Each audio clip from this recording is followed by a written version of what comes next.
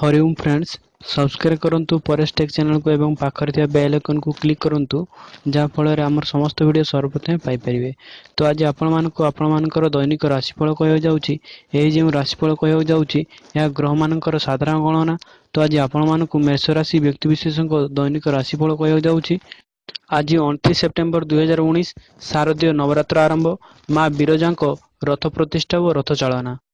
मेष राशि शुभ रंग लाल, शुभ अंक 9, शुभ रत्न रक्त प्रवाल, शुभ बार मंगलवार, शुभ देवी माँ मंगला, शुभ देवता रुद्रदेव, घात बार रविवार, घात मास कार्तिक मास।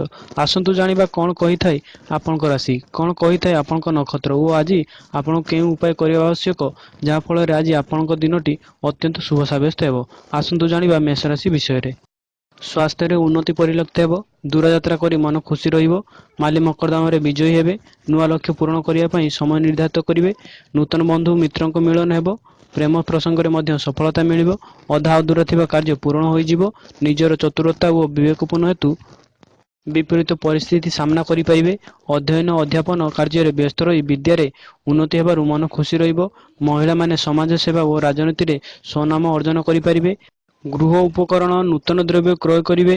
परिवार अन्य सदस्यों प्रति संबंध दृढ़ हेब और परिवर्तन स्थिति अनुभव करेंगे। मनोरंजन और हस खुशी समय व्यतीत हेब।